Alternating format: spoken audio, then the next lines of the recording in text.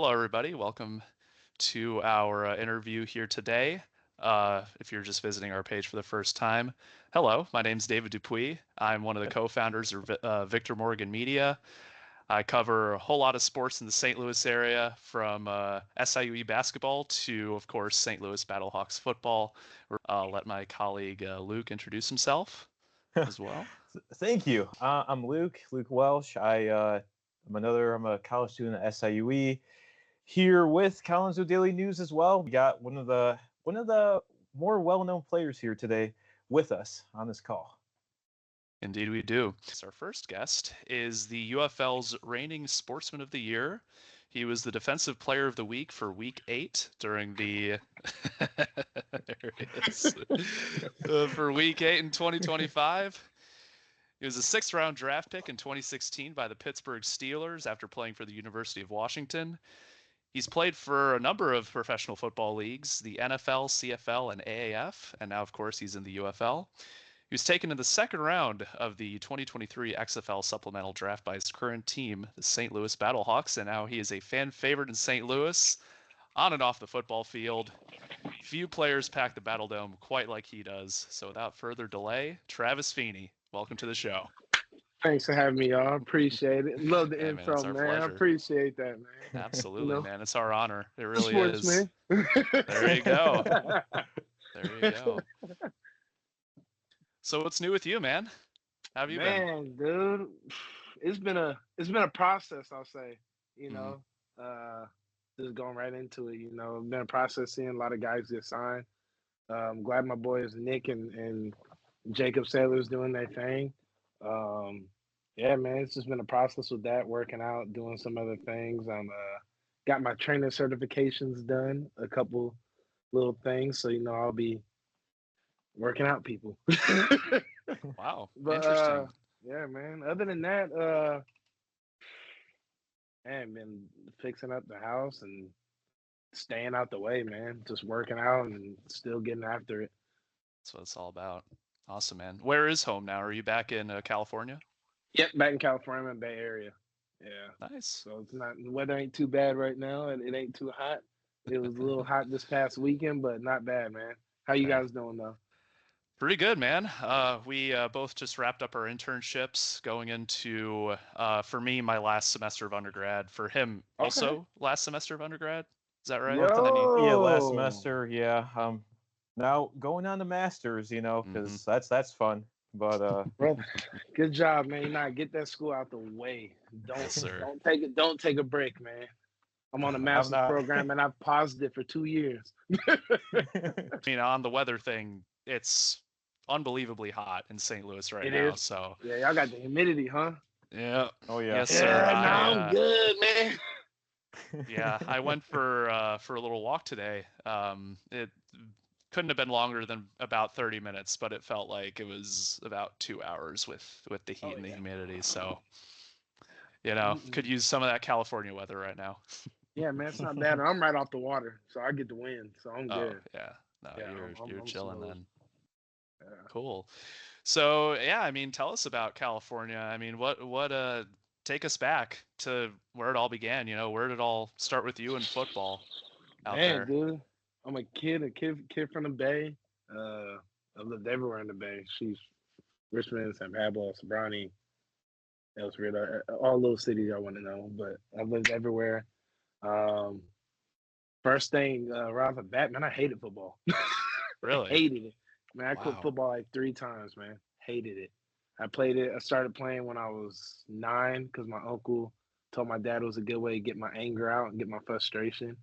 I was actually a baseball player, as you saw. See the mad bum behind it in the back, World Series, the champs. But yeah, man, I was a baseball player from 6 to 18. And then, I actually quit my sophomore year in high school. And my boys wanted me to come back who were a grade ahead of me. We went to elementary school together. So then they're like, man, come back. It's our senior year. You got to play. And I was like, dude, I want to play. I'm done. I didn't do no workouts. I didn't do it. I came at 2 days. Came in at 2 days. The boys got me to feel bad, made me play. Got a scholarship. Then after that, the rest is history, man. The guys still to this day some of the homies like, bro, you wouldn't have got this scholarship wasn't for us to make you play. I was like, but true that. But then I did get drafted in baseball, so I was like, well, eventually I would have gone somewhere. But That was gonna be my next question if you got drafted by the league. That's interesting though. I feel like I feel like I've heard of a couple other football players who were baseball players prior, and then kind of, you know, yeah, because I noticed the commissioner's Russell, you got a trophy in lot of that. dudes, man. Yeah. No, that's so interesting. Yeah, I'd imagine baseball's pretty big out there with the good weather year round that you guys get. Yeah, baseball's huge, man. Travel ball is a huge thing out here. It's always around. Kids are always playing. They're playing right now in leagues and all that around all the time. So that was a big Nice. thing for me. Yeah, football was just kind of like, Football's cool, man. I just didn't. I honestly hated practice. Yeah. I hated practice. I hated, and like I was like big German folks, so I didn't like all the sweat. People just, I was like, I don't like this sport. Like baseball, where I could just like it's just me. Well, obviously I'm on a team, but I don't got to worry about people grabbing on me and all that. Hey man, yeah, I've seen some crazy plays where the runners run into the catcher, and those bench clearing brawls and everything. I'm sure there's some Dude. contact if you look Yeah, for there's it, I'm some, sure. it happens, man. It happens. My one homie ran me over before, man. Oh I wow. said, dang, yeah, he's that catcher. He didn't really know how to play baseball at the time. Kind of knocked me out. Yikes. Oh, hey, there you go. Speaking of though, I'm of course you got the Mad Bum poster up there, but who are some of your heroes growing up? This could be community figures, athletes, football, baseball. Man, I mean, number one is my pops, man. My pops and my moms is my number one influence. Like, as far as just like growing up and raising me as a man and instilling, um, I guess I would say instilling the foundation in who I am today. As far as like going out and doing community stuff and just being very personable, socializing with everybody. I mean, as people who know or watch us at the Battlehawks or know of me at the Battlehawks, I'm very engaging. But yeah, man, I think my mom and dad. And if I go as far as the aspect of just sports and in general, I would say Ali was a big one for what he's done and how he stood up for things for injustice and just overall how he carried himself throughout his career and his path as a person. Period, as just a human being. Other players. Sean Taylor is my biggest football inspiration, man. I'm a big old Commanders fan. So my dad, we were raised in Redskin fans my whole life. Now Commanders, but Sean Taylor, Willie Mays, Say Hey Kid, Barry Bonds, Bay Area kid. Yeah, man, I think those are definitely a couple of big inspirations for me and guys for me. That definitely like helped me grow up as a kid and who I wanted to be like, and especially like through playing sports, who I wanted to be like as an athlete, and then who I want to be outside as a person as well. Nice. Well, I mean, like as far as being personable, I mean, I don't know if there are many athletes in St. Louis that do it better than you. I mean, I try. I remember like during that championship game, that place never grew louder than when your name was mentioned, and I don't know, man, like it. Nah! It was really something. I mean, and of course we'll get more into the work that you've been doing in St. Louis on and off the field. Yeah. But yeah, I mean, just I guess going back to you started off not really being super into football, but take me back to the moment where you're like, okay, I kind of want to take this a little bit further, and I can take this a little bit further. Yeah, what was that like for you? I think the first time that really I knew, I always knew I was good, and I always kind of like, but I always got really overshadowed by people or coaches.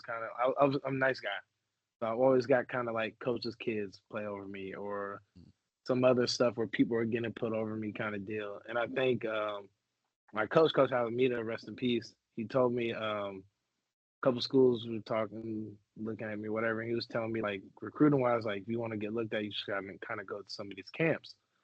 So I remember me and my boy Carvante Hill just got married. Mr. Hill. We went to Arizona football camp, and the Arizona football camp, dog, it had to be like 103 degrees out there, dog. Like that camp was hot, dying, dog, in the sun. It was like you started from the morning and went all the way to like 3 o'clock or something. I was like, man, that's ridiculous. So I remember after the camp, I met Coach Stoops. Mike Stoops was the coach at the time, and we were talking, and it was really good talk. But I didn't think anything of it. And I met another coach, and I was like, okay.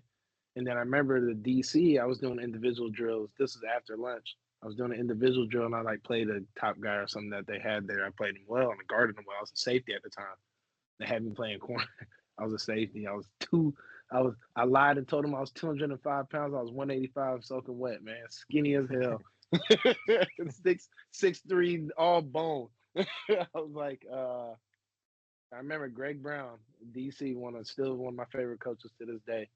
I went, he was pulling me aside, was talking to me. He's like, hey man, after everybody leaves, I want you and Carmonte to stay, and I want to talk to you in our coach's offices. Went in the coach's offices. I'm like, okay, everybody's leaving. I'm like, okay, it's still kind of weird, I got a flight and stuff, trying to get home too. And I'm like, remember calling my mom, like, Mom, like, I don't know if I'm gonna make my flight because it is. I got to meet these coaches. Like, you gotta get my flight. Like, what are you talking about? I can't fly you back. Well, I'm like, okay. I'm like, no, okay. I'm still gonna be good. Time's good. So I talked to Coach Brown. He brings me in. He's like, man, we really love what you did at the camp and everything. And I'm like, okay, cool. He's like, hey man, have you ever thought about like what you want to do? You want to play in college? And I'm like, yeah, I mean, I want to play in college. So I came out here and stuff. He said, oh, would you want to play for Arizona kind of deal? And I was like, I mean, I kind of play for whoever, but I mean, yeah, I mean, I like it. Like, well, we're going to offer you a scholarship. I was like, wait, what?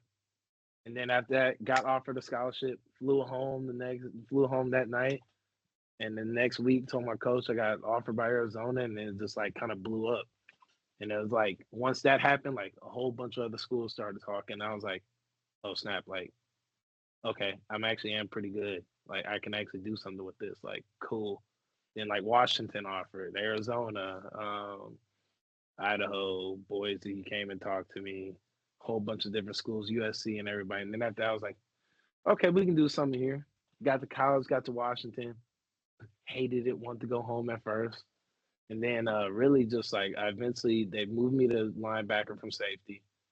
Well, during scout and safety, my freshman year, I got freshman scout player of the year and all that. That's when I really realized like, okay, I can play.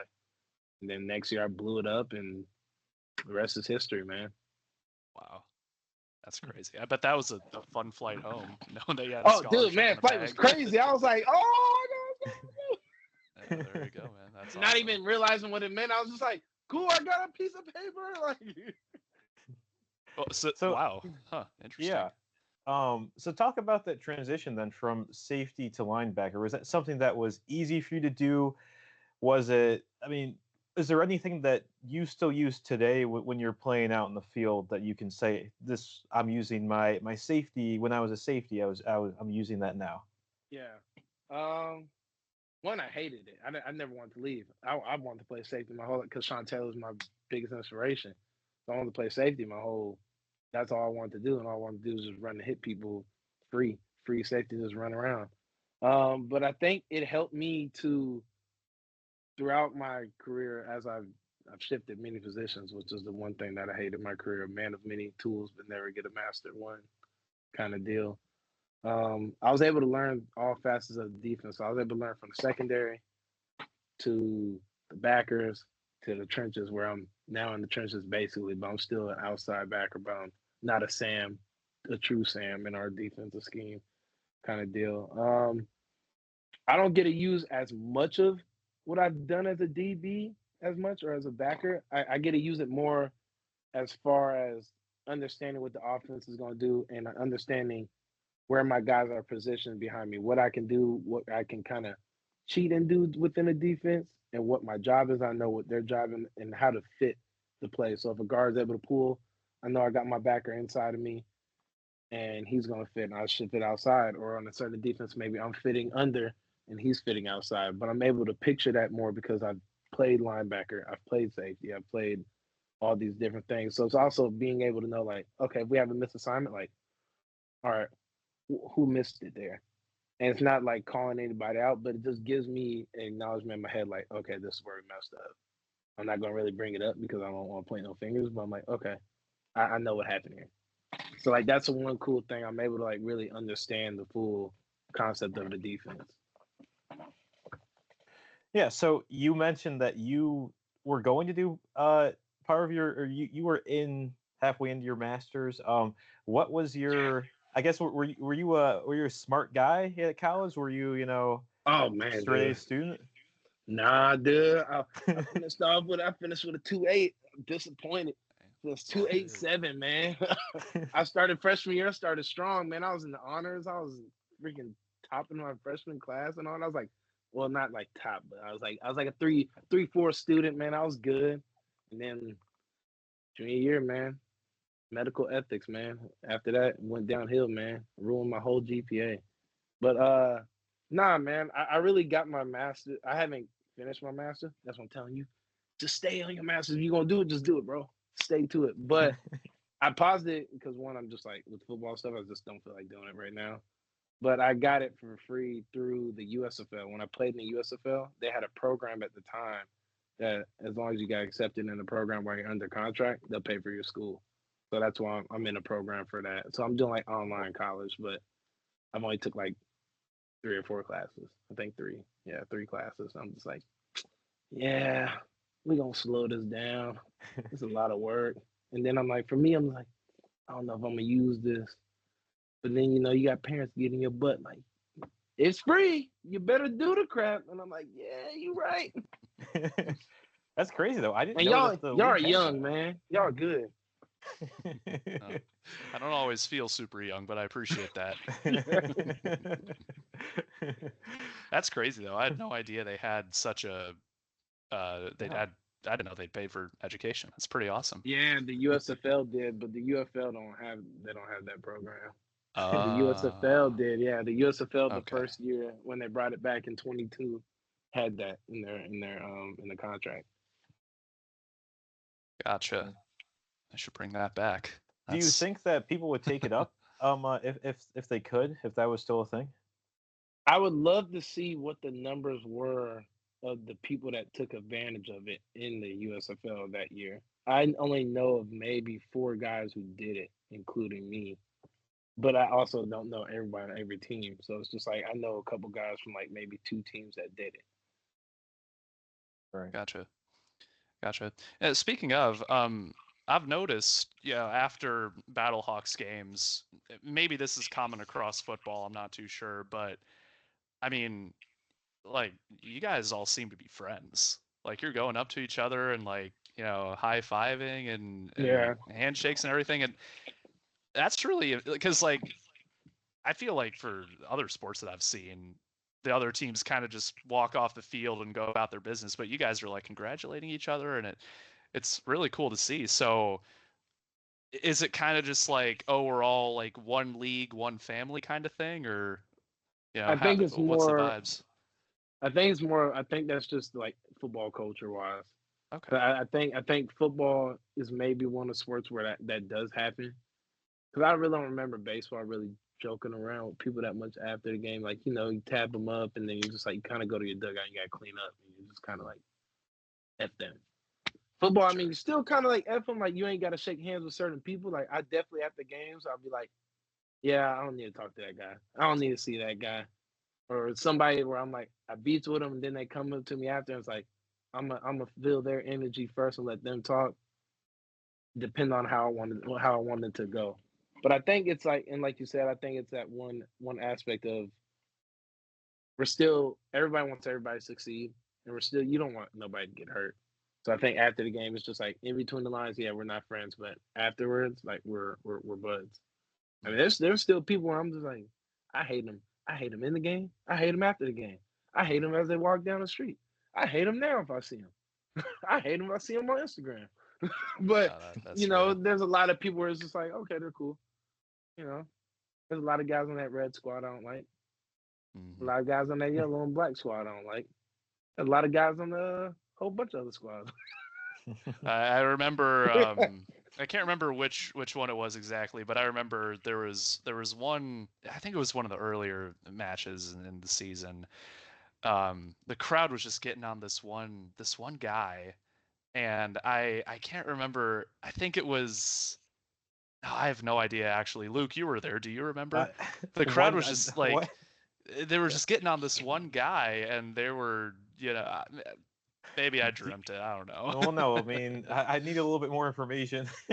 Yeah. I'll see if I can find a photo. I'm sure. Of him. I'm sure there's a couple. Yeah. It's interesting to see. I mean that BattleDome crowd. I mean, it's that building. I mean, it just caves in on you. Like, I have to wear earplugs during the game. Like, I'll be honest, because it's just loud. It's loud. I mean, it's awesome. We gotta make sure that they schedule games on better dates.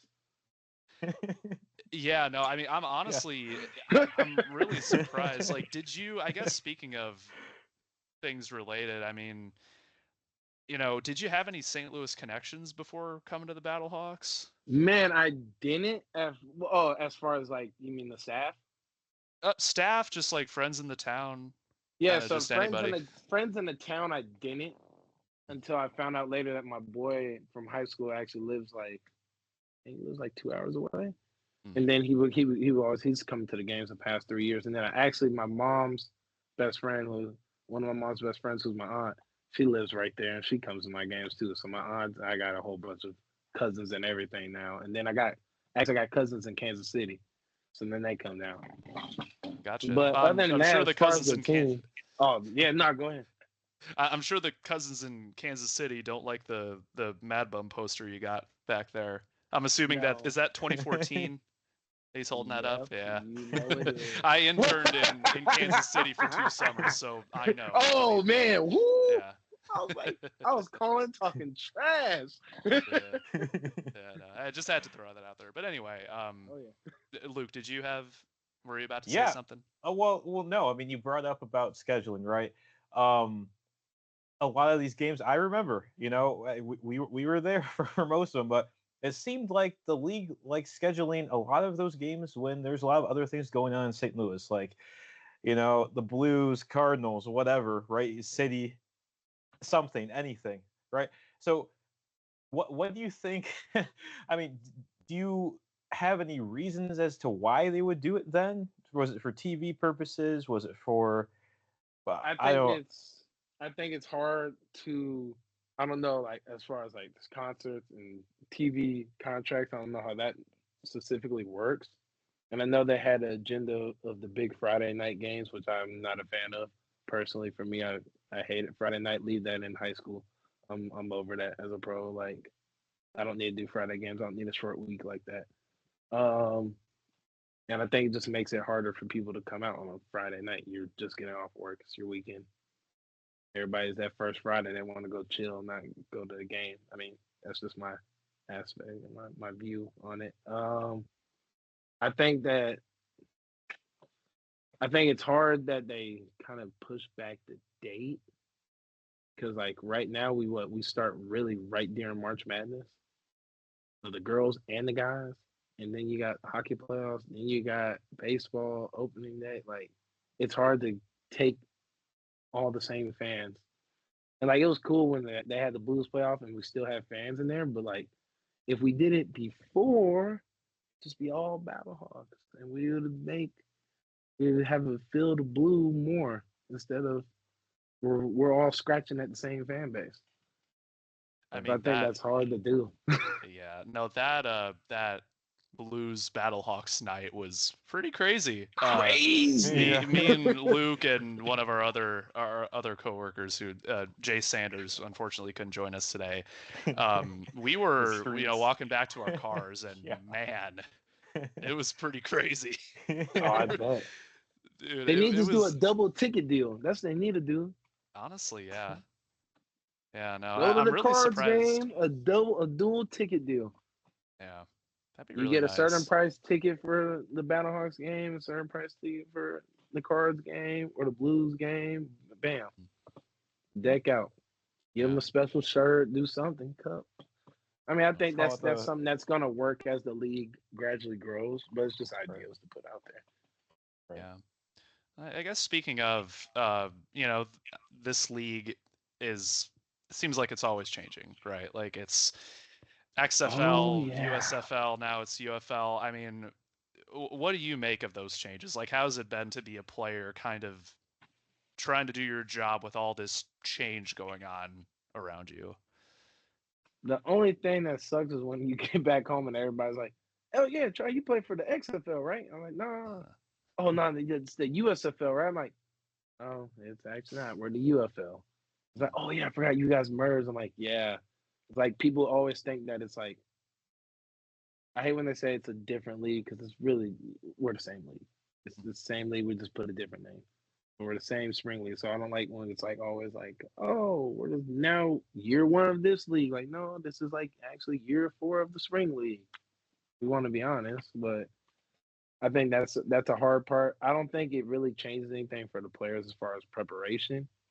The only thing that really changes is money, money benefits, and obviously how everybody knows how that was going on last year. I think that's the only real thing that really changes that you got to adjust because everything else is going to be basically the same except for how they do little things like that, how they do meals or stays and money. And that's basically it. Insurance. That's basically it. Gotcha. Yeah, it's good to hear that the changes aren't all that crazy. And I'll tell you, whenever we're exiting, like, the media area and we're heading out, heading up to the workroom or whatever, we pass by those meals. Is it High Point that they cater for you guys? Point. Freaking High Point. You know what? I usually don't like to talk bad on High Point, but they ignored my email. And I know Stully, if he sees this, he's probably going to be mad. Forget High Point right now. High Point, y'all messed up. Y'all didn't read my email. Y'all messed up my meal. They still owe me, man. Yeah, well, if we have one in Edwardsville, I'll go over there and tell them. Yeah, tell them. Tell them I've been trying to be nice about it, but I'm a very vocal guy. You know, it is what it is. I don't eat it though. Gotcha. Well, you know what I do eat? Lee's Famous Chicken. That Lee's Famous Chicken, man. That Lee's Famous Chicken. That's my thing. Yeah, no. I ate it before every game. It's my good luck charm. Nice. I mean, if I had food like that before every game, I'd be doing that too. I'll tell you. Battlehawks special the night before. They might as well call it the Feeney special, man. The night before, because I get the Battlehawks special with like 5 different sauces. I'm good. I feel like if they called it the Feeney special, it would really help like drive traffic to them. And I'm not even joking you know when what I I'm say saying? that. Man, I go out there with a chicken soup. Be out there. They should put you in their commercials. Dude, I've been trying to tell Stone them like, hey man, y'all gotta get me in contact with these dudes, man. I eat their chicken like every week. They don't know what they're missing. Well, they'll see this interview and they will know what they're missing. Yeah, they will. They will. Lee's Famous Chicken. I should have wore a shirt. Lee's Famous Chicken. We can put a link for him in the. Does Microsoft Teams have a chat? Yeah. Well, we'll find a way. We'll find a way. Okay. But cool. Speaking of promotion, though, I know that was something that you hinted on right when we opened this up. You know, the fact that a lot of people, including us, we're not gonna lie, feel like the UFL could do a little bit more to promote its players, promote the action on the field. What's your take on that? I agree. I think that there's definitely more that they could do to get our stories out. I think the whole thing is you want to be different, and the whole thing is we're supposed to be a league that's supposed to be engaging and all that. So we're so engaging. Put out people's story, put out who we are, because at this point we're not the superstars that are going to attract fan base and get them in. We're not the huge names. So what's going to separate us is who we are, what we do it for, how we do it, why we're still doing it. I mean, a guy like me, I'm 32. I hate to say it now as like knock on my age, but why am I still playing? Why am I still doing this thing?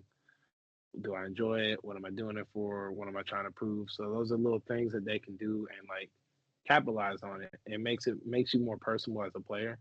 So I think that's one thing in NFL even is that you're always so protected over a helmet. You know, a helmet that you no one ever sees our face when we're wearing this.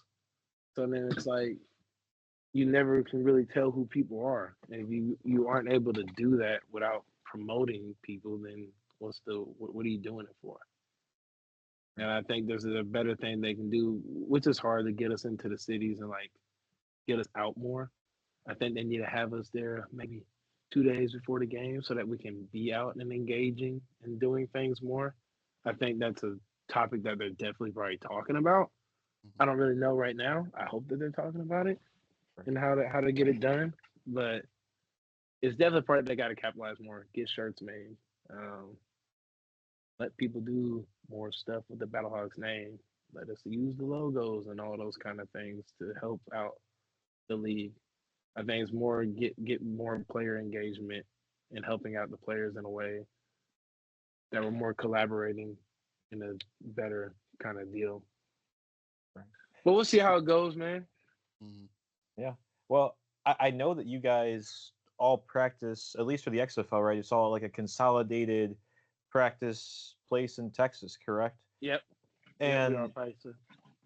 and I've never seen something like that before. So how is that? Does that change your mentality because you know you're like I'm with all these other guys, then I have to travel to back to St. Louis, even though it's my home team? Do you wish that maybe, like you said, you could do more training closer to the arena that you're playing at before games? Yeah, I would like that. I do get where it's hard to do. It's hard to put us all in each city without like having an owner, like paying for all that. So it's hard tax wise too. We're all in different states, and to do that is kind of like for them as a business, it's easier for them to put us all in Texas. And I get why they do it. I do wish that we didn't fly on the same plane together. But I think maybe there's a way that maybe they can do maybe each team does camp at least as a first step. Each team does camp in the state that they play in or the city that they play in, to where it's like okay, fans can see these guys in camp and maybe have it open practice. Maybe have 2 of the 5 practices open to where it's like okay, now it's fan true engagement and they're getting to see the guys and okay on their off day now they can because we have off days I think every week in camp or maybe 2 to 1 off day during camp.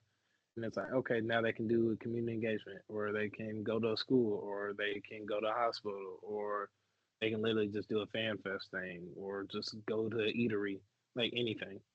Go to Little Italy, go to all the different spots, and then just really just engage with the community. Do a bunch of different interviews, news, local community, everything. So I think that's one little thing they can do. I don't know how far away they are from getting to the point of having each team in each city.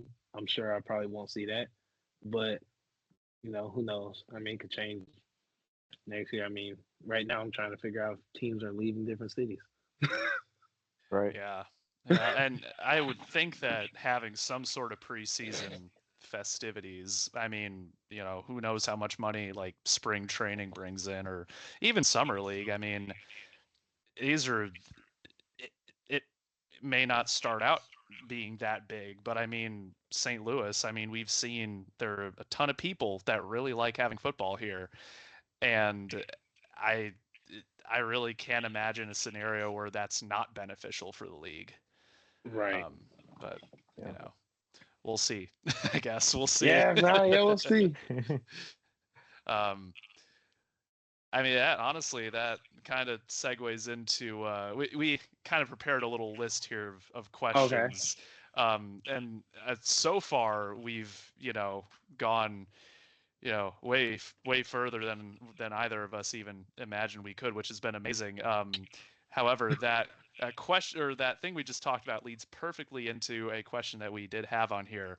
So Okay. let's say that you're the commissioner I don't know if there's a commissioner of the UFL, but let's say that you're the top person. Okay. You get one change to make. What would that change be? Ooh, one change. Oh, that's easy. Give the guys a good old 20 give the guys at least 90. Pay the guys a good amount. Mm-hmm. You know, just pay it enough. Pay the guys enough money to where we're comfortable. Where we're comfortable, we're able to. You're at a guy that's able to continue doing this and maybe work the side job and not have to struggle, kind of deal. I think that's We agree. an Right. easy fix, and just pay for full health insurance. That's it. Oh wow. I'm probably gonna get some crap for this, but it is what it is. They didn't give you that in the new collective bargaining thing? Our new collective bargaining, we got insurance for a longer extended period. Okay. Yeah, so that's how it kind of worked. Yeah. Yeah. True. If I can ask, I guess, how, and like the average UFL player, are most of them working jobs when they're not playing football? Most guys are working, man. Most guys ain't just training and doing this. I mean, even I'm having to figure this out, and obviously I'm older. I gotta get on top of my thing on that. But yeah, for most part, man, unless you got money saved, you're working jobs and doing stuff. I mean, I was working in 2022. I was working security for a second before I got to the USFL. But yeah, man. I mean, most guys, man, they ain't at home just training. They're training in the morning and they're going to work, or they're training at night and they're working in the morning. Or they got their family and kids and they're working the whole time, or they're working also while playing in the season. You got guys that are doing remote jobs during the season and playing ball, just because. And I'm not gonna say for the time period that you're in, you're making good pay, but you're also you can get more. So that's just the thing. Well, we appreciate you being so candid with us. Yeah. But I mean, we absolutely no more, man. No, we absolutely agree. I mean, a lot of the time when we go to the games, we're like, wow, I mean, stuff these guys have to do, they really should be getting a lot more. And I mean, yeah, no, it's interesting too, because we who was it, Luke, that started doing the stocks thing on Instagram? JPZ. Yeah, Easy Pearson. yeah. Oh, easy. It's interesting. Like we've seen some of that too. Yeah. I mean, like, have you ever explored anything like that, like investing, or is that? I do it. I look at investing in stocks as it's just a gamble. I mean, it's literally. I mean, I can just go to the casino and play blackjack. It's the same thing. I'm taking a chance or risk. There's no, there's a little math to it and everything, but you got to be. To me, on stocks, you got to be like, that's got to be every day. That's all you're doing. If you want to really succeed at that, I mean, I don't think it's a quick pay. It's something that's in the long run. I mean, I got money in stocks, but I don't even look at it. I looked at it like a couple months ago, and I was like, nope, not gonna look at this again.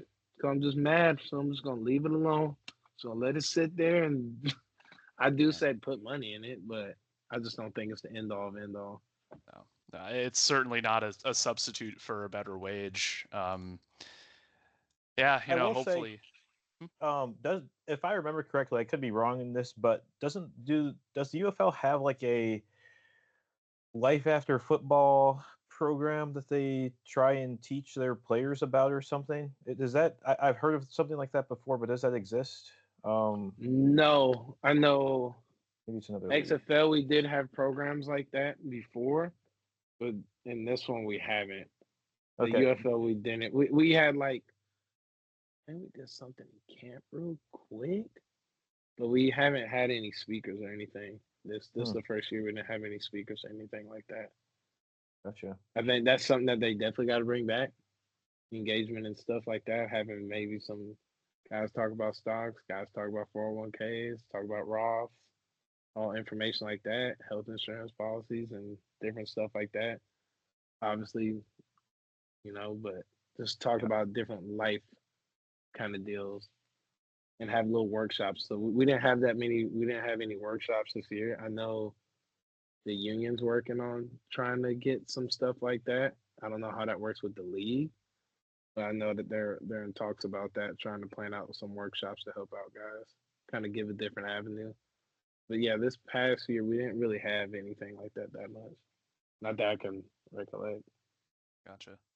Yeah, definitely something they should bring back. I mean, Luke and I were about to go into full-time careers, and I went to like a benefits presentation for my internship just the other day, and I tell you, man, it's not the simplest stuff to understand. So I can Oh, certainly, having more of that is certainly it'd be beneficial for yeah, it'd be sure. beneficial, especially because a lot of guys are so young too, man. Yeah. I mean, you don't see everything. You're just No, thinking everything absolutely. quick, and it's gonna last, and it's like, you hope that it gonna last, but it don't. Hmm. Right. So Yeah. I guess you brought up, a lot of these guys are young. Do a lot of the Battlehawks players see you as a mentor figure in the locker room?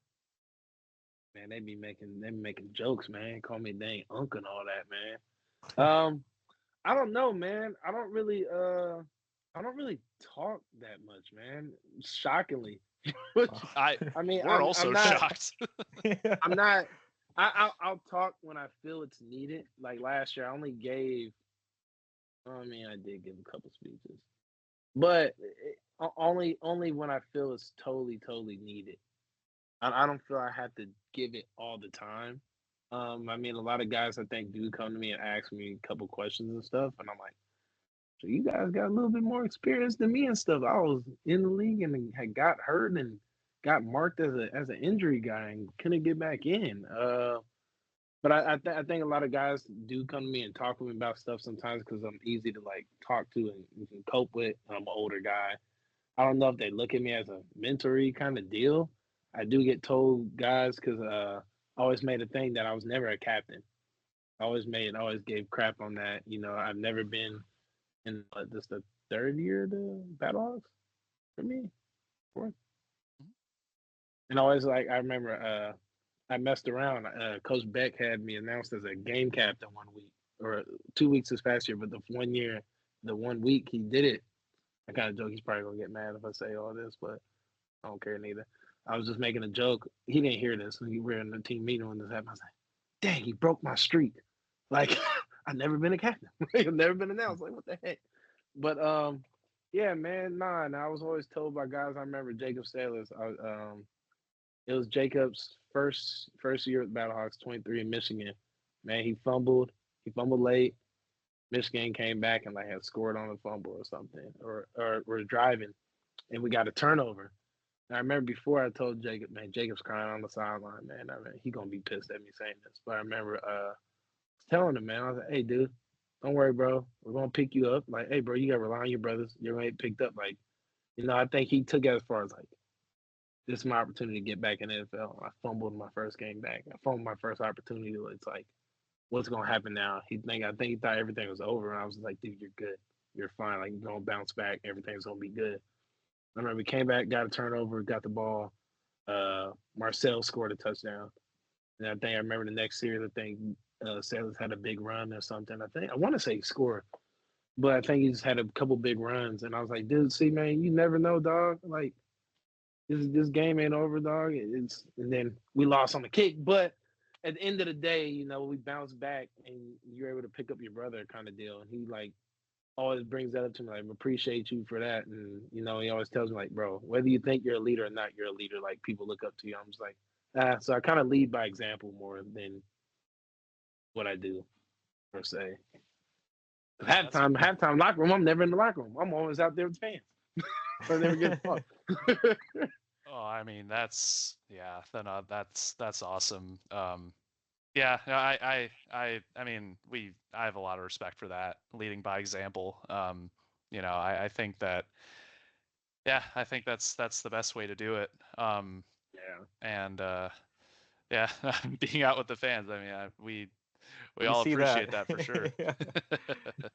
Speaking of though, I know that how does the kind of the fan interaction differ across the different leagues? 'Cause I know in the NFL at least, the fans are like over there, and you're over here. You can't really someone can't really hang a jersey over the railing and you sign it. So, what are some of the differences there? I guess besides the one I just mentioned. As far as NFL, UFL, the NFL fans are more harsh, man. NFL fans are going to be threatening your life and everything. It's like, dude, like, this is just football, bro. You're talking about killing me if I messed up and like calling me all this a bust and all this different stuff and I'm a piece of crap and all this and you suck. It's like, damn, dude, I'm a person. UFL, you don't really get that. You get more engagement, you get more understanding with fans. I mean, fans talk about, oh, dude, I get messaged by people all the time. One of my big fans, my dog Dave, he does all my little Feeney shirts and everything. I gave him my jersey at the end of this past year, this game. And, it's just like engagement like that. Like, he's a guy where I've been down and all that, and to have a fan like engage and talk to me and say like, "Hey man, everything's good," and like, "You're good," and we appreciate everything you do and all that. Like, to bring back up my spirits, like, that doesn't happen in a lot of other leagues. It really don't happen ever. Most fans are just on your head, and I think we're seen as more personable, more as people in the UFL, and just the fans are a little different. They're not as on your head. And I mean, to a point, they definitely get on your head, but not as critical as like NFL. NFL is like life is over. College, even in college, they're on your head. Especially, I bet now with the kids getting an NIL and getting paid, I bet they're on their head even more. You are getting paid all this millions and not doing your job. But I think that's a cool thing, and I think you're able to get an experience that you don't get with other leagues, and you're able to feel more comfortable. Like in NFL, you don't ever see guys really like jump in stands or do anything like that. And they don't want to be touched, or they don't know what people are going to do if they jump in the stands. They take a risk. In this league, it's kind of like whatever. I mean, cool. I mean, it's kind of like I don't want to say like and one where it's not serious, but it's and one to this point of like you just get a more tight knit group. It's more understanding kind of deal, which is what I like. Yeah, no, that's really special. I mean, yeah, even just for Luke and I going to all the games, I mean, we've noticed. I mean, unless a ref makes a bad call or one of the other opposing team's players are, doing something that maybe they shouldn't. It's a very upbeat atmosphere. I mean, we and I'm sure you know who I'm talking about. That regular group of fans, with the Battlehawks gear and that one guy with is it like a helmet? What is it? Oh yeah, does he wear a helmet? Him. Yeah, I mean, that's just. I met the guy that wore the night outfit this year at the championship game. I still won't tell people who he is because I didn't know. I was like, he went down and did his knee. I was like, oh no, freaking way! You're the damn night. Oh shit. No, I mean, I can't think of another league. Maybe there are some instances where this happens, but I can't think of another league where like two teams that aren't the home team are competing somewhere and the fans like still show up. Like that's, I guess that doesn't really happen a whole lot in other leagues, but still, I mean, that's pretty awesome. Yeah, it's pretty cool.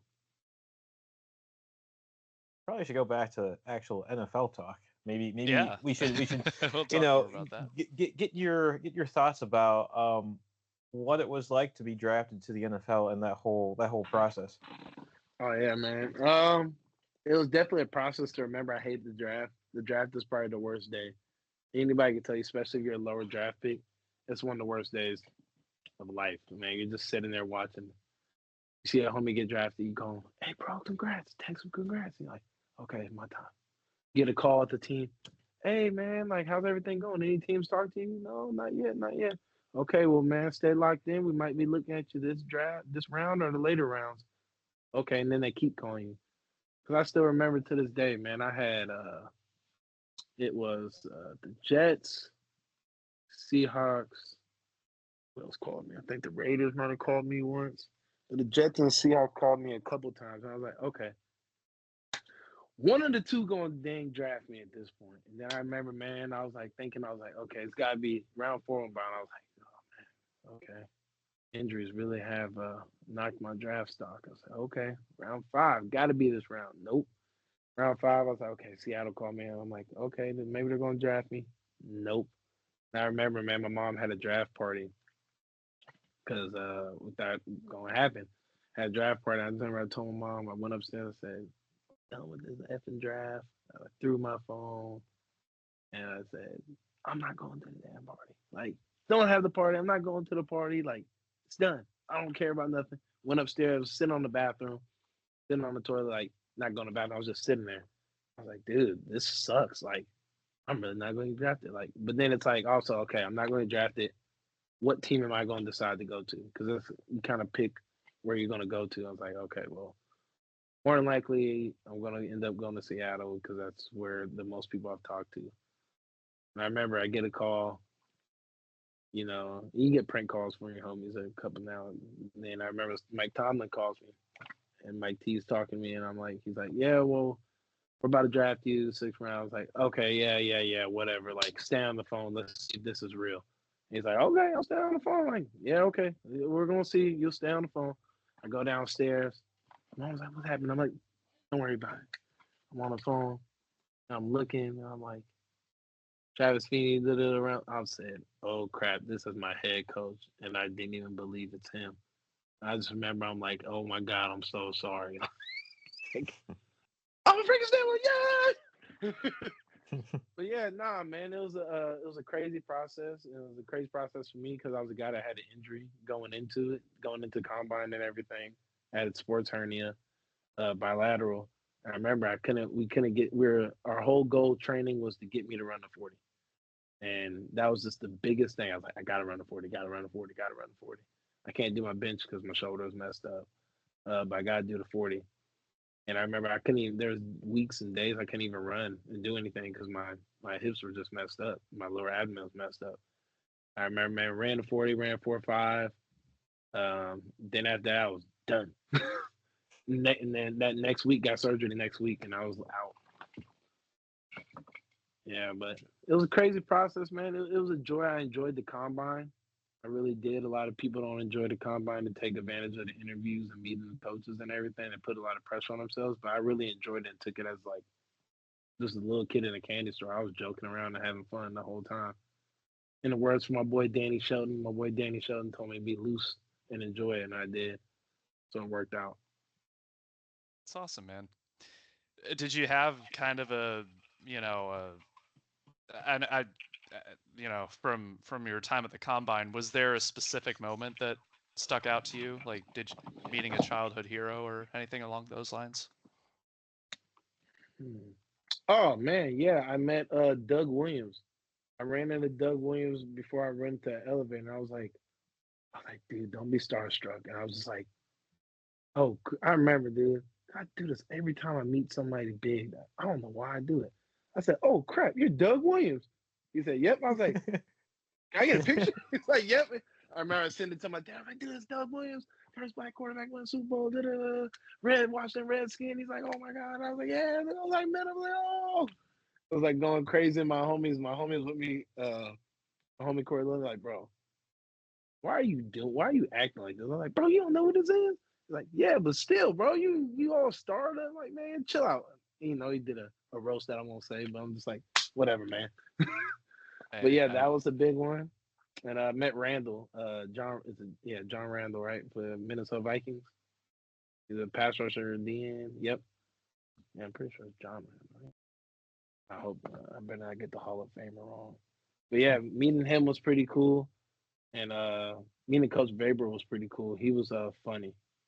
He was funny guy because we had these interviews in this little old railroad station, train station in Indianapolis.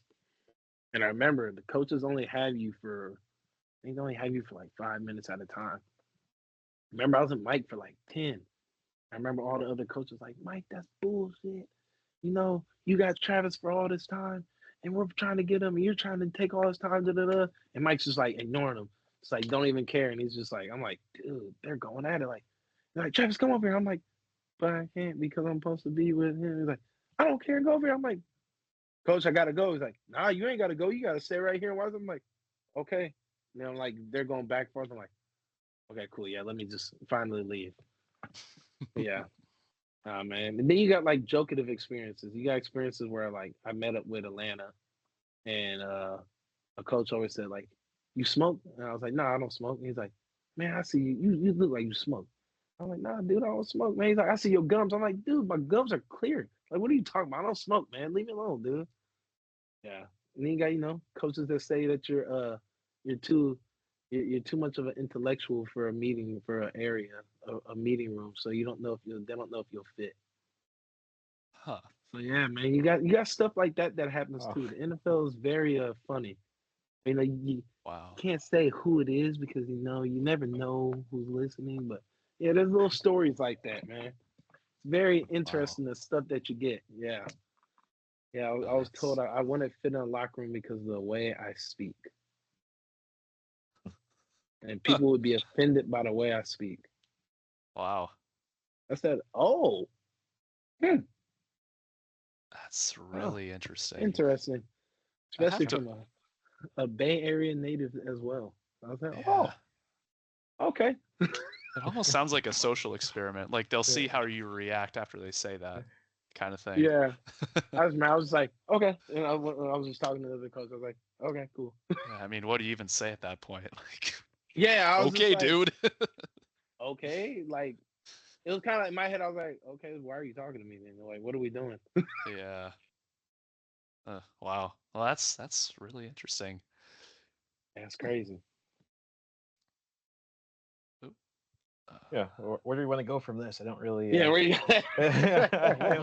Oh, so I thought you were gonna pick me up, Luke. No. Well, I mean, kind of you talked about the UFL a lot. Oh, this is another thing too. So, I think this year there's been, I would say, a larger amount of people that have gotten their ticket to the NFL through the UFL, right? Yep. Do you think that, or what do you think? Should the UFL focus on being like a developmental pipeline to the NFL, or should it like, is there another identity that the UFL has that maybe is what it needs to be? I mean, I think it is what it is. I mean, that's definitely, no one's here to stay here. I mean, everybody, that's the kind of goal. Like, I mean, you generally are, you're a pipeline to get to the NFL. I think that's just the way you take it. You don't take it as you're trying to challenge the NFL because you know you can't. And at the end of the day, like, that's what you are. You're a developmental league. I don't even think you're a developmental league. I would say you're more of an how would I even word it? You're kind of a show league to show guys who didn't get a player, guys who are on practice squads and all that, get to actually like truly show what they can do in multiple games, kind of deal, and show what they could do playing and getting a lot of reps.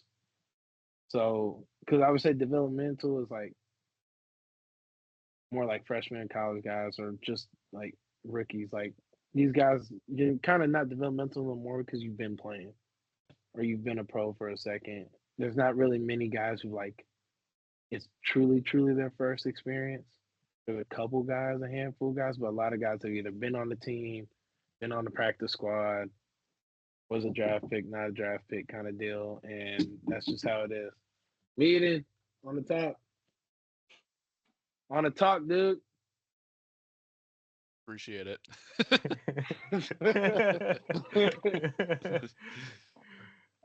But yeah, man, I think that's the way. I mean, I guess that's the only way you can word it, is as a developmental league. Yeah. Yeah. I just don't like, because when you say, sometimes I feel like it can be like seen as developmental league, where it's like, it's not seen as serious, so then people don't go and see it. So it's like, you got to try to find like what's the best way to still get it to be capturing to fans. Gotcha. Well, one thing I certainly want to talk about before we close things out here, of course, you're very involved off the field. You are involved with a lot of charities, a lot of causes. I guess, how'd you get started with that? We've got a whole bunch of different ones here, but Oh yeah, man. when I'm you with a first, couple groups, man. yeah, no, and we, you know, I guess we'll start at the beginning, like where did it all begin, with getting involved in kind of these programs in St. Louis. Yeah. Man, thanks to B-Stall. B-Stall definitely connected me to a lot of community events firsthand right off the bat. Um, my boy Jack connected me with American Cancer Society, which I'm now a sports ambassador with now. I actually just did a little clip thing that's going to come out soon, and I'm actually creating a fund me link on my page that'll come out once they post a collab post with me. Then I'll have that link. People can share and watch the video or tap into the link. I'll have that up on my page, on my Instagram page. But really connected, and then Madison Jackson is another one who connected me with stuff. But really, I talked to B Stall my first year, and I was told him I kind of wanted to do a lot of stuff and kind of get involved with stuff. Told him kind of what my passions were, cancer kind of deal, love animals kind of deal, and all that, community cleanups, anything I can do to get engaged with the community. I told him my vision of being in this league also was to show the other side of me, not just as a football player, but also as like a community outreach person as well, and just to show my compassion and caringness for obviously anything other than ball. Um, and then I think just from there, I was able to just expand and just tap in. I always go to Siteman Cancer Center. This has been my third or fourth time going now there. See the kids, talk to the kids. I'm actually still connected with a couple of the kids now. My one boy Mark, my dog, he older now, but he's 21 year old, so he's cancer free right now. He's doing well. He just messaged me the other day, so he's doing good. I was actually supposed to play with a kid on Fortnite, but I gotta get his gamer tag. Didn't get his gamer tag. I gave him a gamer tag, but he never invited me, so I don't know. I told him I would play with him. I gotta get him a dub. He hasn't got a Fortnite win, so I gotta get him one. But yeah, man. And then for me, I'm super big on animals, man. I had a dog. Rest in peace, my little doggy. But I got engaged with the SPCA in Texas. We had a community outreach in the UFL last year, not this previous year, the previous year before, and I got connected with SPCA there. So I connected with them, talked to them, and then I went to like 2 times that the players had to go there and do that, the whole league, and I just kind of like started volunteering, and then I had stayed there after the season. I had stayed a couple months down in Texas, and I was going there like 5 to 6 hours a day, every day, like just volunteering and chilling and running the dogs and playing with them and cleaning up everything and making them more comfortable. And I still have that connection today where I just still contact them or talk with them, or they send me. There was one dog that I almost adopted last year, but I couldn't take her home. The family wouldn't watch her for me, so she was a big dog. But they give me updates on her like every couple months. So the family that has her, yeah, they bring them into the SVCA and check in. But yeah, man, I'm just super. I believe you can't just have it highlighted about you. You can't just make everything about you and not give back. You're like you say, we're seeing in a role that we're kind of mentor role and everything, and even how we do everything is looked at and engaged. I mean, kids follow us and do everything. So it's like we got to show that we're not just football, and then give more. So it's like, okay, cool. I'm able to do this now. So now I'm able to help lives. So like, I'm able to help lives too that are not just affected, but help lives that affected me personally. And then that's why I connected with the Cancer Society, ACS, because I have a lot of family that has cancer, a lot of family, friends, and everything. So yeah, man. So that's really why I do it, and it was cool to get acknowledgement for it. This was Sportsman of the Year. But yeah, man. So I'm just truly passionate about it, and yeah, man, just truly just enjoy it. I enjoy going around making people smiles and brightening their day. It's awesome. Yeah, I mean, well deserved, by the way. That award, I couldn't have gone to a better guy.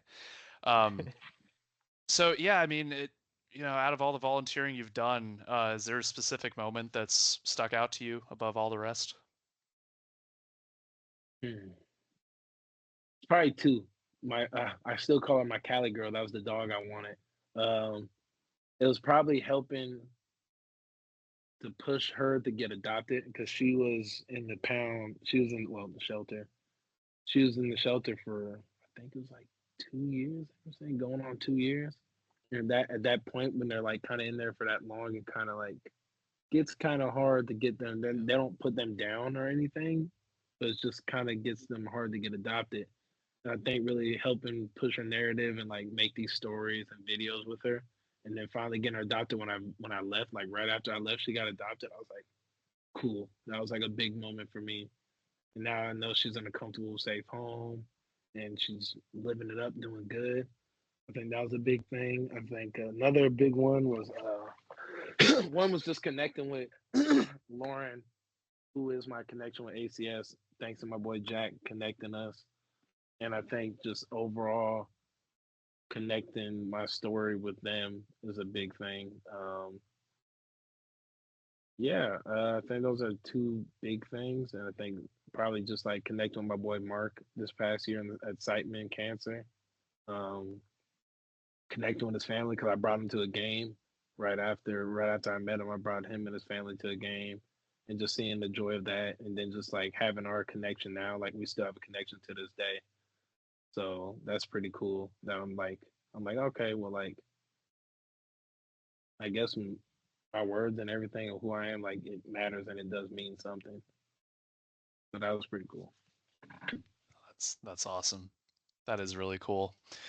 All right. So Luke, shall we jump into the rapid fire round? Oh, I guess we should. Yeah. We kind of already hit in the first one though. Favorite pregame meal, we got that one. I was gonna say that down one's, there. Oh, good to go. Yeah. So, what's your hype song? What's your your Man, it's been my hype song since college. Antidote, Travis Scott. Nice, nice.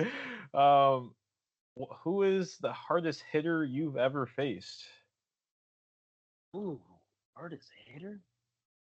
Dude, it'll go back to college. The guy that probably hit me the hardest, man, that I felt the hardest was Kadeem Carey, Arizona Wildcats running back. Played for the Chicago Bears for a second. He's in the CFL now, but I was like, damn, welcome to college. Like, welcome to football. Gotcha. Oh yeah, okay. There's a player that you'd love to play alongside, past or present. Who would it be? Oh man, my boy Tony Tupo, man. DJ Tons, don't stop the rave. He was number 97 with no 90. He was 90 with us, I think. Yeah, 2 years ago, 2023. Nice. Favorite or dream vacation spot if you already haven't been there, I guess. Hawaii, man. Just let me just chill. Let me just chill on the beach. I don't gotta go in the water. I don't like the water, but just let me just chill there and just sit. Yeah, man. That's the spot right there. Yep. I've never been there either. I don't know if I ever. Well, one gotta day go. Maybe. You gotta go. Oh, yeah. Favorite St. Louis restaurant? Ooh.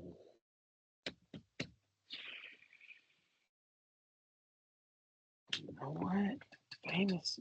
Oh my god, I can't remember the name of it. He took me to it. It's next to your Ferris wheel. It's like a little downstairs restaurant. They got oh my god, I had meatballs and everything. Raviolis. Oh my god, what's the name of it? You got me thinking too. I can't. I feel like Ferris I know wheel? it too, but I can't think of it. It's probably by Union Station. Yeah. Crap. Oh, I can't remember the name of it. I'm sure they'll let us know in the comments. Yeah. I'm We'll sure. look it I'm up. sure someone will speak up. Yeah. Yeah, it's like a little downstairs, little Italian spot. I was like, oh, this place is fire. Yeah. So it's in Union Station. I think so. Okay. Huh. Yeah, I'm definitely gonna look this up. I'm curious now. I'm gonna find the name. I'm gonna have to text. I'm gonna text Mrs. Star and ask. Yeah. Moving. What's your biggest pet peeve, if there is one, in football? Ooh, football. It's probably a coach's thing. I got it. I got it. Like, nah, we ain't got it. I got it. Whenever a player says, I got it. Whenever your teammate says, I got it, you're just like, bro, you messed up. Nah, man, just explain. Like, what you need help with. Yeah. Is there a pet peeve just outside of football, just in general, that you can't stand? Dude, I hate repeating myself. It's more like I hate repeating myself when it's like, I think. Say it. Actually, no, nah, that ain't it. I got a better one, y'all. You race those. It's washing your hands. You'll be amazed how many players don't wash their damn hands. It's washing your hands. Washing your hands is the biggest thing. Biggest pet peeve, man. Washing your hands and people want to shake your hand. That's probably my biggest pet peeve. It's just a handshake. I don't even want to handshake people on first. Man, let me knuckles, because I don't know what you do. There's so many Battlehawks. I'm gonna tell y'all, don't be shaking Battlehawk player hands. Don't be doing it. A lot of guys that go to the bathroom, you walk right out, and you like, what you doing? We'll keep that in mind for sure. I appreciate it. We'll keep that in mind. Oh, dude, had a conversation with Blake. I ain't gonna say which homie, but I'm like, bro, I just saw you go pee, dude. Like, he's like, yeah, but dude, I just went pee. I don't need to wash my hands. I'm like, oh no, I'm done, bro. No, gotta wash them. Yeah. You know what they say? They say pee is sterile, right? So. Oh, dude, man, dude. See, I feel like that's what he said too. I've never heard anyone say that. Maybe I'm just out of the loop, though. I don't know. Clearly. Last but not least, favorite video game. You talked about Fortnite. Do you play a lot of games like Fortnite? Do you play Madden, CFB? Yeah, I play a lot of games like Fortnite. I play COD. I play Apex. I play Marvel Rivals. But I am a big story game guy. Right now, I'm flashing back. I'm playing Shadows of Mordor, old game, but I'm playing it, completing it. I'm completing this, so I got to complete all the trophies. Favorite game, probably to date right now, is Elden Ring. Elden Ring's my favorite game. The hardest game makes me want to break my system every time I play it, but that's probably my most favorite game. Gotcha. Are you a Other than PC that, or console? On console. Okay. You're a PC guy? You're a PC guy? Hey, oh, it's off I camera. hate you It's guys. over here, but I hate I you spent guys. way too much money on it to not be a PC gamer. Yeah, because you guys don't miss no shots. PCs, y'all be just where it's at. Beep, beep, beep, beep, beep, beep, beep. I'm like, dude, I've always you ain't been more miss of no a shot. keyboard and mouse person anyway. I can't. Controllers are not Seriously? my thing. Yeah. Oh yeah. Oh. Yeah. I understand, dude, because I like I got a monitor now. My boy Freedom gave me a monitor. I'm like, I looked down like, yeah, it does look better on a monitor. Damn. Yeah. I get it. I mean, I do understand. Eventually, I'm probably gonna convert. Yeah, that's all good. We don't have it on here, but I know you're a big fan of anime. I just saw you posted something about Attack on Titan, I think. Yep. Mm-hmm. Do you have? I mean, what's your favorite there? I know you do the whole celebration, right? Yep, I do. I do anime celebrations every time, man. People miss it though. They miss it. I did my Dragon Ball Z when they missed it. I did the Spirit Bomb when Goku killed Kid Buu. That was when I went like this and go like this. That was my Kid Buu. That was Goku going in. I was like, dang it, they didn't capture it. But yeah, man, I give you my top. I give my top 5 of, for me, my overall, not even in any order. Full Metal Alchemist, Dragon Ball Z, Cowboy Bebop, Bleach. I don't care what nobody says. I'm a big old Bleach fan. Forget all Bleach haters. I'll put a new one in there. I'll put JJK in there.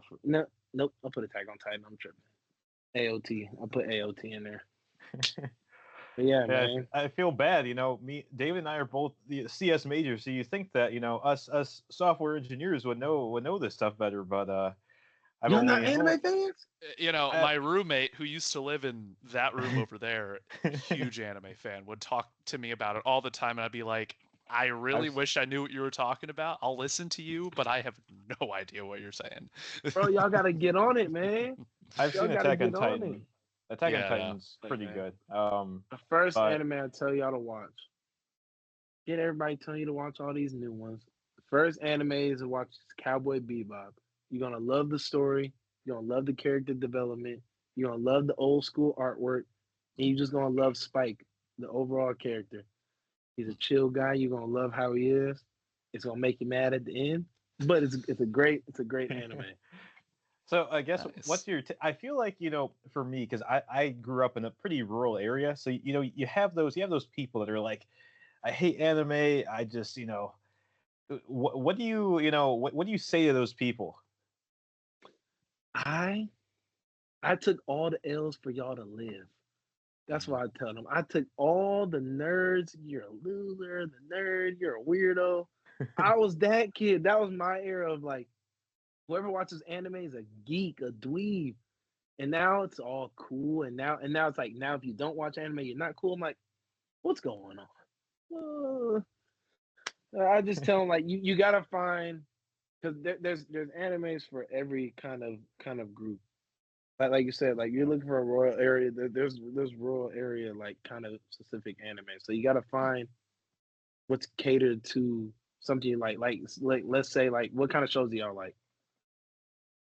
To be honest, I don't watch a whole lot of TV. You don't realize I love like sports documentaries though on Netflix. Okay, there's sports anime. My current favorite one is the comeback, the 2004 Boston Red Sox. Oh, I haven't seen that one. I So want to see that good. one. So It's good. good. But yeah, that's typically what I watch, and a lot of YouTube too. But as far as TV goes, that's what I do. See, there's some sports animes that you would probably like. There's like a soccer Okay. anime. And there's like a boxing anime. That's pretty good. Interesting. Hippo something. It's on Netflix actually. That's a pretty good boxing little anime. There is a baseball anime. I never watched it. My friend says it's good, but I just don't really want to watch it. There's a basketball anime that's like famous. It's always been known for. But yeah, man. What about you, Luke, man? I shows, don't really man. I don't really have time. Like, I'm taking photos, here and there. I don't know, just what shows have I seen? I don't know. I haven't really watched a sitcom in years, so I can't really say. I'm kind of like David. I documentaries, honestly. Too. Yeah, there's sitcoms too, though. I used to watch what was the one show on ABC, the Goldbergs. That was when I was a little kid. Interesting. I did not know this about him, by the way. I'm learning. Oh, hey, yeah, learning. Me up. No, but yeah, I definitely I've heard people talk about anime. My parents, who probably will watch this call, will say, "Luke, why are you watching anime?" But to them, I'm like, I don't know. It's okay. Why not? Yeah. Why not? That's what I always ask. Why not watch it? Why not give it a chance? Who knows? Yeah. There's even lovey-dovey animes for the girls. You'd be amazed, dude. And they have a big following. You'll be amazed. It's crazy. Huh. Interesting. Yeah. Yeah, definitely something to look more into. Mm-hmm. I mean, I miss getting like lost in like a movie or a TV show or a book. So I mean, any new stuff out there to watch, dude. I'm down. There's some dark kind of, if you're like in the detective, like kind of dark one. It's called Monster, and that one's kind of like, it's pretty effed up, but it's like if you like detective, like dark stuff, it's a good one. Gotcha. Yeah, Honestly, it's kind of like sounds you're right like a up my Law and alley. Order kind of feel, like kind of that. Yeah, like it'll leave you like it'll kind of like leave you like, what the hell is going on? Like, you're trying to like connect the dots, like, huh? Yeah, that's Very a good cool. one. Yep, check it out. Yeah. Well, I think are we on to our final closing questions? I think we may be. Yeah. Let's do it. What y'all got? Yeah. So, what's the best advice you give to someone who was undrafted trying to break into pro football? The best advice I would give them is to make sure mentally you're never too high, you're never too low. Just try to be even kill. Trust the process, trust in yourself, trust in your preparation. Don't let too many people influence or get into your head about what you can and can't do. You got to make sure and maintain your vision for yourself, and always give yourself many goals, whether that's I'm going to run a mile at 8 minutes, or I'm going to do 100 abs a day, and I reward myself this, or I am going to make sure to be able to bench 225 10 times, 15 times, whatever it is. You got to give yourself many goals as you're going through this journey, because it is a struggle. And the only way you're going to be able to keep that going is by doing these miniature goals for yourself.